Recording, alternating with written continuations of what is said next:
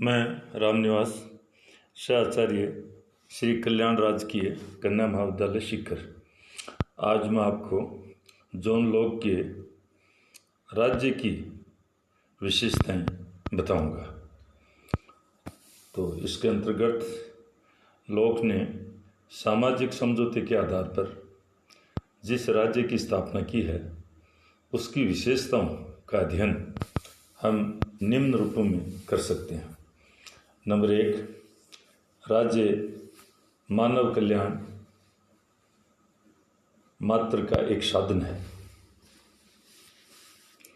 इसमें लॉक की विचारधारा के अंतर्गत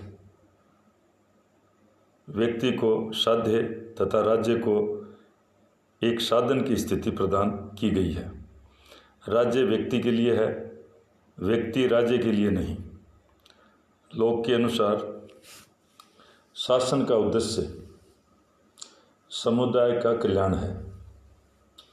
राज्य तो केवल व्यक्ति के जीवन, स्वतंत्रता और संपत्ति की रक्षा का एक साधन मात्र है। दूसरा, राज्य का आधार जनसहमति। इसमें लॉक ने बताया है कि राज्य की उत्पत्ति के संबंध में समझौता सिद्धांत को लॉक ने अपनाया है, जिसका मूल विचार यह है कि राज्य की स्थापना जनसहमति के आधार पर हुई है।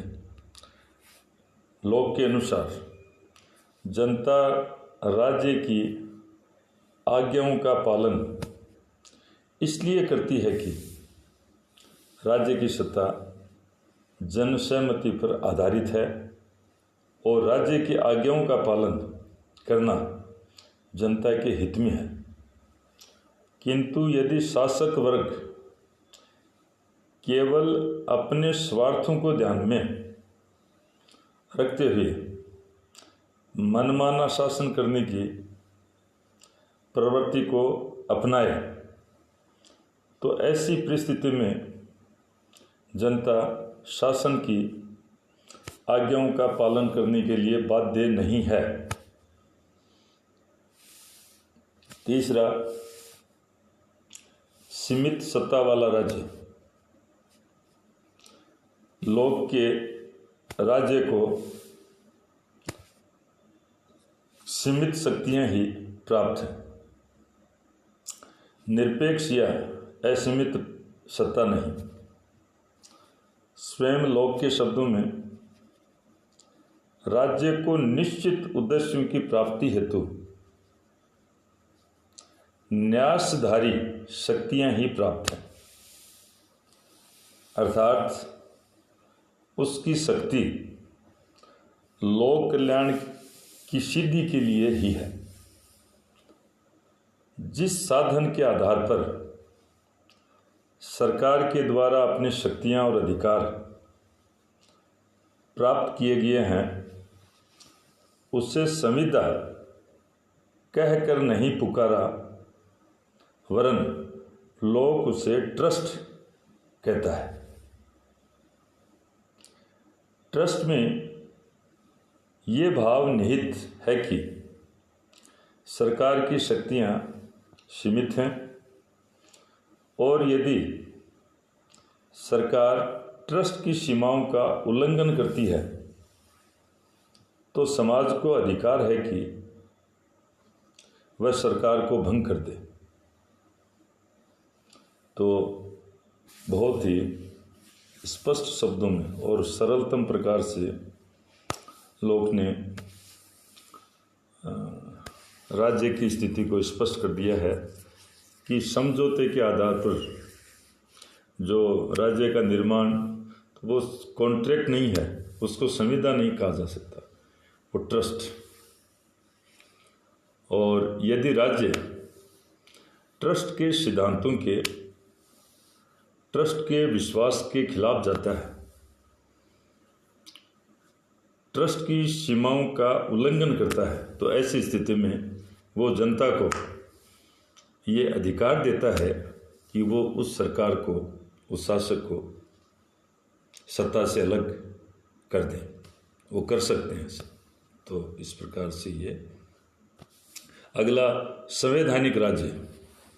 लोग एक संवैधानिक राज्य का प्रतिपादन करता है, जिसके अंतर्गत विधि के शासन, रूल ऑफ लॉ को अपनाया गया है, मनमान्य शासन को नहीं।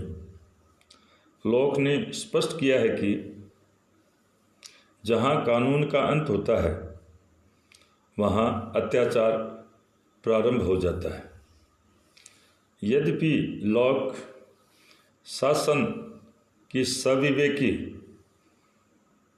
और संकटकालीन शक्तियों का प्रयोग को स्वीकारा है, लेकिन उसका कथन है कि ये शक्तियाँ विधि के शासन की पूरक ही हैं, विकल्प नहीं। अतः शासक के द्वारा इन शक्तियों का प्रयोग अपवाद रूप में और विशेष परिस्थितियों के अंतर्गत ही किया जा सकता है। तो ये लोक ने संवैधानिक राज्य का समर्थन किया है। राज्य जो जिन शक्तियों का प्रयोग करेगा वो मर्यादाओं के तहत, जो रूल ऑफ लॉ है, विधि का शासन है, उसके अनुरूप ही वो शासन करेगा। हाँ, कुछ सविवेक या संकटकालीन शक्तियां हैं, वो किन्हीं विशेष परिस्थितियों में उसका वो प्रयोग कर सकता है।